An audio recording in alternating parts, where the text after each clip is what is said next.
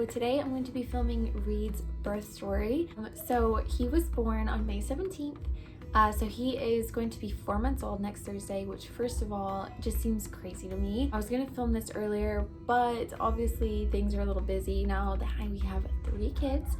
But I figured better late than never, so I'm going to go ahead and hop on and film this.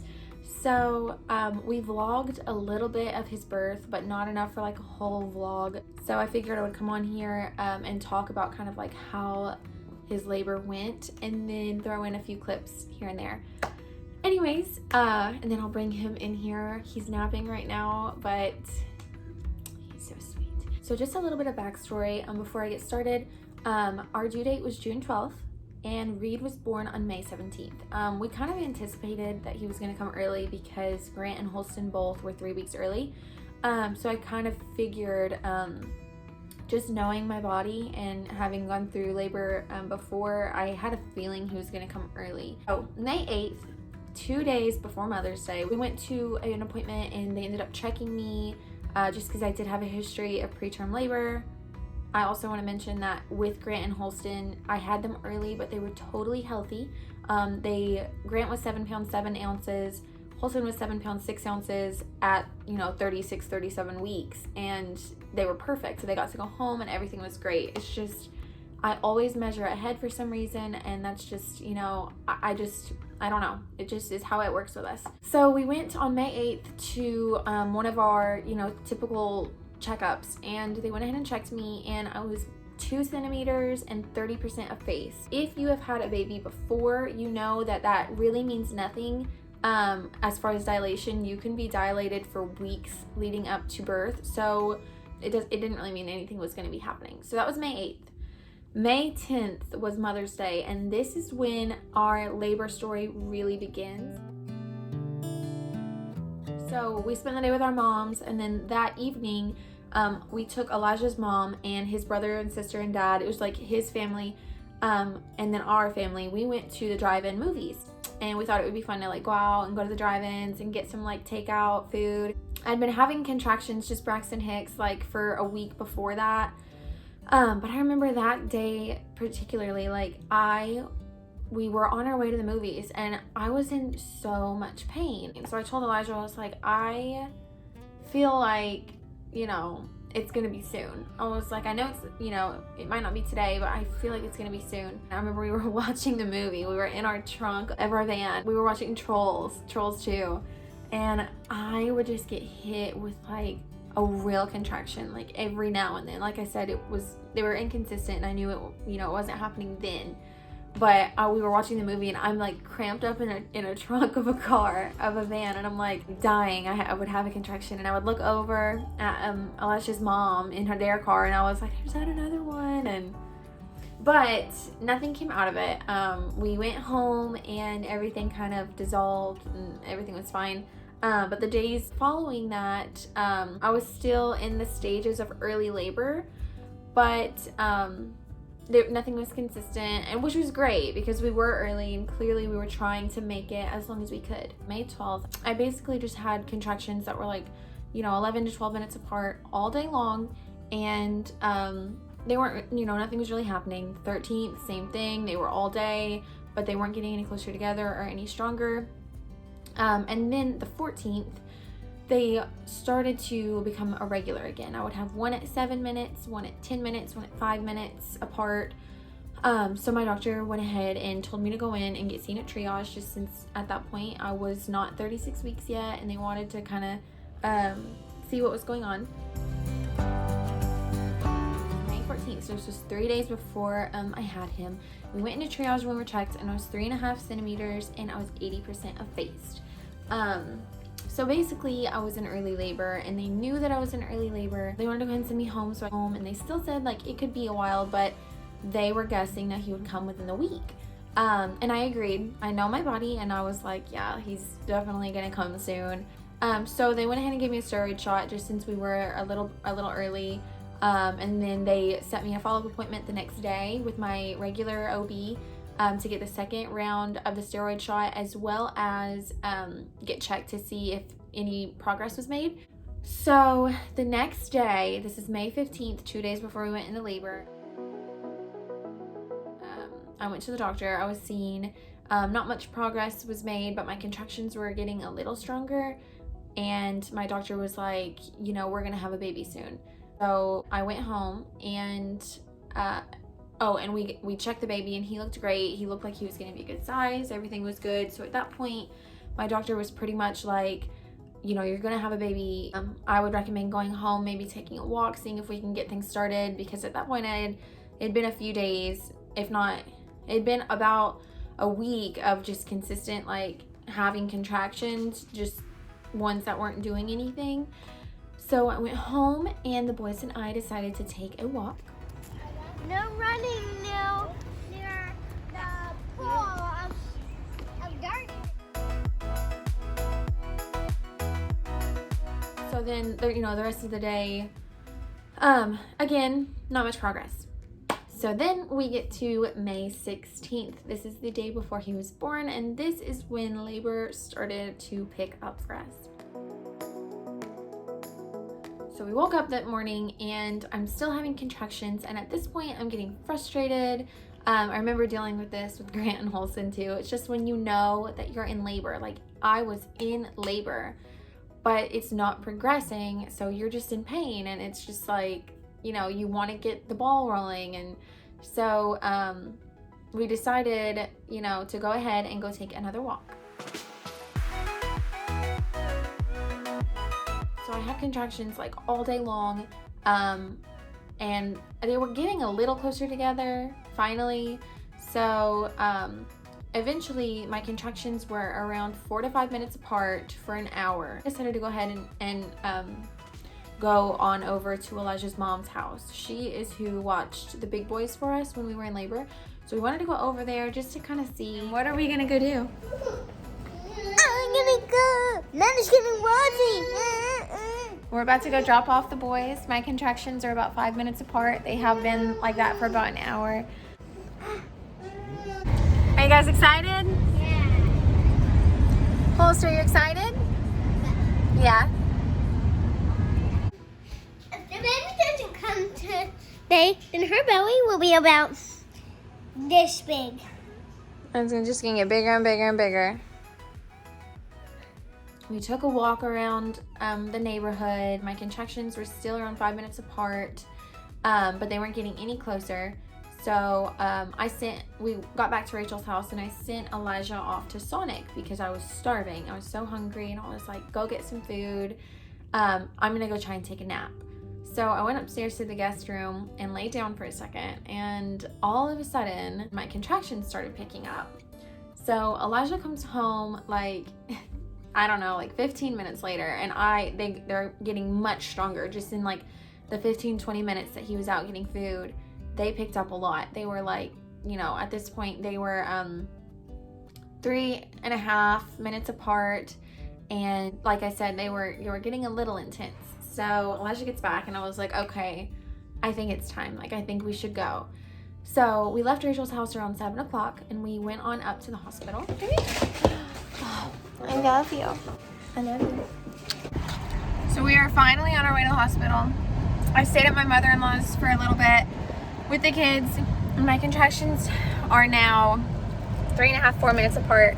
So we are officially on our way to the hospital now. Once we got there, we were seen in triage. We arrived at like 7:45-ish, and they checked me and I was still 3.5 centimeters. So we were hooked up to the monitors and they were like, your contractions are definitely getting stronger, but you know, you're not progressing. Just go home, and if anything happens through the night, come back. But we feel like you'll be back. So we are in triage. Contractions are like 2 minutes apart. They hurt so bad. But right now we're just kind of waiting to see and be monitored to see if we need to be admitted. I'm only 3.5 centimeters. So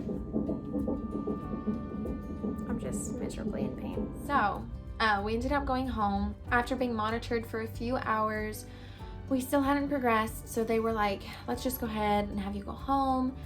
relax, try and, you know, get some rest because we feel like your baby's gonna be here soon. We called Elijah's mom, Rachel, and we asked, you know, are you okay if we just leave the boys there tonight? Because if we ended up going home and going into labor that night, like, we just have to end up bringing them back over there.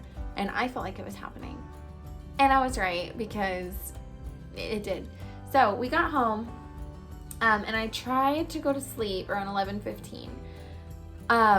I was having contractions that were still, even though we weren't progressing, my contractions were still there. I slept for probably about an hour and a half. Around 12:45, I woke up and my contractions were so strong, like I couldn't sleep through them anymore. They were stronger than they'd ever been at this point. So I ended up waking up and I was like, okay, I'm gonna get in the bath. Like, I'm gonna try and like relax and rest and like help ease off the pain. So I went and got in the bath for a little while. After I got out of the bath, around like 1:45, I was in so much pain. So I got in the bath to try and relieve some of the pain, and now we're just laying in bed. It's like almost 2 a.m. I'm exhausted. I was on the floor like crying out in pain, but at this point I was scared to go back to triage because my fear was that we were gonna go and I was gonna get sent home again. And if anyone has dealt with going and getting seen and then getting sent home, you know, like, it's just so frustrating, and I didn't want to have to do that again. I didn't want to go up there again and then be like, oh, you're not progressing. So I was scared to go back. So Elijah, I'm like on the floor, like in pain, crying out, and I didn't want to leave. I was like, no, I'm fine. And at this point, my contractions were 2.5 to 3 minutes apart. And Elijah like calls his mom. He's like, okay, Bree's contractions are like 2.5, 3 minutes apart, 1.5 minutes long. They're much stronger. Like, she needs to go to the hospital. So he gives me the phone, and Rachel's like, you need to go, and all this stuff. And Elijah convinces me to go, but I was like still in denial. I was like, no, like, they're gonna send me home. So finally, I'm like, okay, let's go. So on our way to the hospital, and I get in and I get into triage, and at this point it's like 3:30 a.m. So it's officially May 17th, which was the day he was born, but it's 3:30 in the morning, and I get checked in triage and I'm 6 centimeters. So they decide to go ahead and admit me finally, because at this point, like, things are progressing. So I'm admitted. So we get in there, we sign paperwork, we're in a room, and it's around 5 a.m. at this point, and they ask if I want the epidural. I decided to get the epidural this time. I got the epidural and I started to feel good. Now we are smooth sailing. We got the popsicle. That's how you know. She chilling. Did you wear an Isaac? Yes. Bringing me water, taking me high, taking me down. So I woke up around 7 a.m. and I was in a little bit of pain. I felt on my left side and in my back, I was feeling some pain, and I was like, crap. Give me your happy, give me your sad. I may be staying, I may be going. So around 11 a.m. they came in, and labor was pretty much stalled at this point, and it always does around 6 centimeters with all of my labors. So they decided they were going to give me Pitocin to kind of get the ball rolling. And at this point, I started to feel a lot of pain. I was having back labor, which I have never dealt with before. I've heard women talk about it, and honestly, when people would say that they had back labor, I was like, is that a thing? Like, just because I'd never gone through it. But it's hell, like actual hell. And then my epidural also wasn't working, like on my left side, so like all the way down my left side under my belly. I was feeling my contractions there.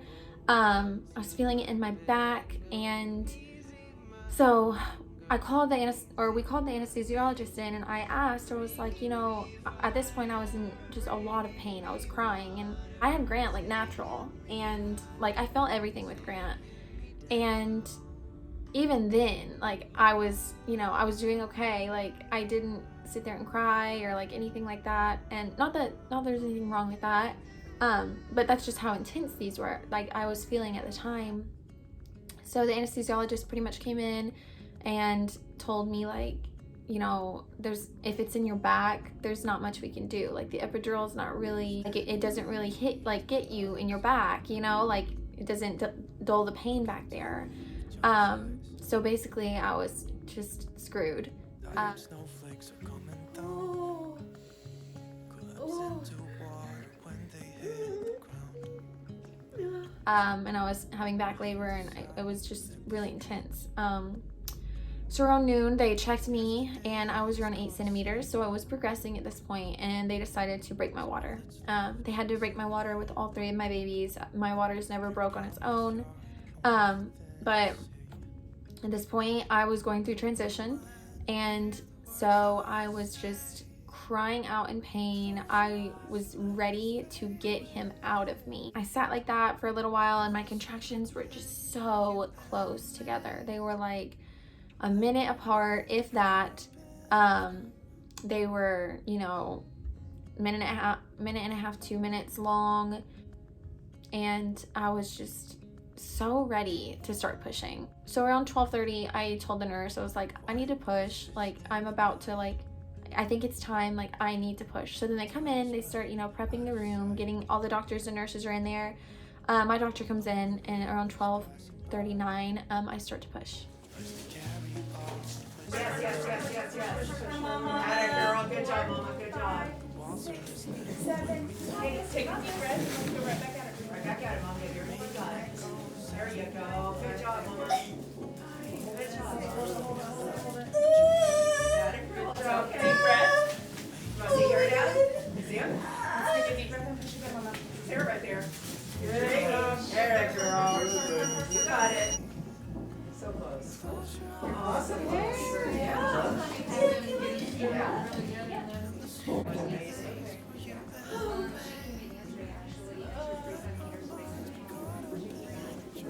Atta girl, there you go. Girl, good job. Good pushing. There. More pushing. I pushed for about 10 minutes, and he was here.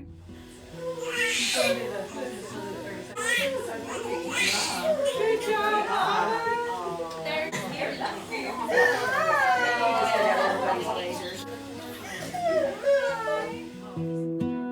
Like the moon needs the sun, we don't care about the others.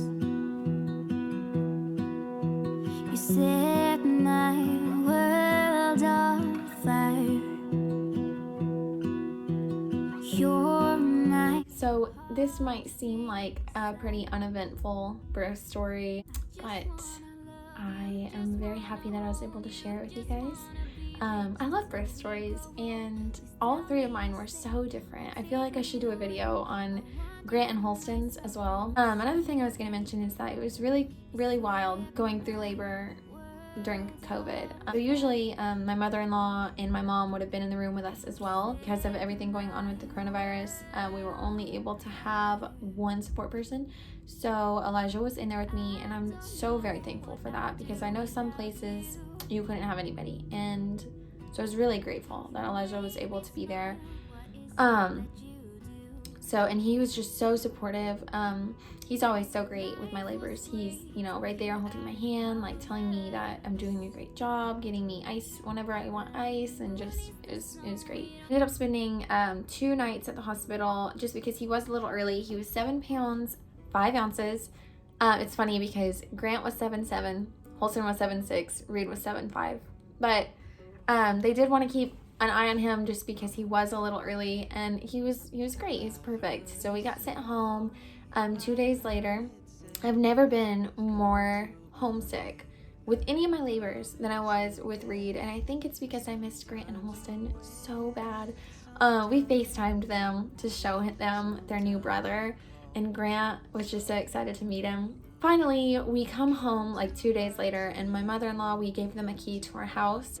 They had brought Grant and Holston back home so that they could meet Reed in, you know, the comfort of our home. So we brought Reed in, and Grant, of course, he's our oldest. He was just smitten with him, like, you know, instantly wanted to hold him, instantly was just so excited. And Holston, who is only 2, was a little hesitant. He didn't really want to even like look at the baby. We were like, Holst, do you want to see? And he was like, nope, no, I'm okay. So I was a little nervous that it was going to take him some time to get warmed up, but he did. Now he's like obsessed with Reed. He's constantly wanting to hold him and love on him, and he says, hug baby, and just wants to love him all the time. But so this is Reed now, and Holston. That you do. My life was great till you added colors. Like the moon needs the sun, I don't care about the others. So that is our birth story, and I'm very happy that I was able to share that with you guys. And I want to just thank you guys for watching. You're my heart's desire.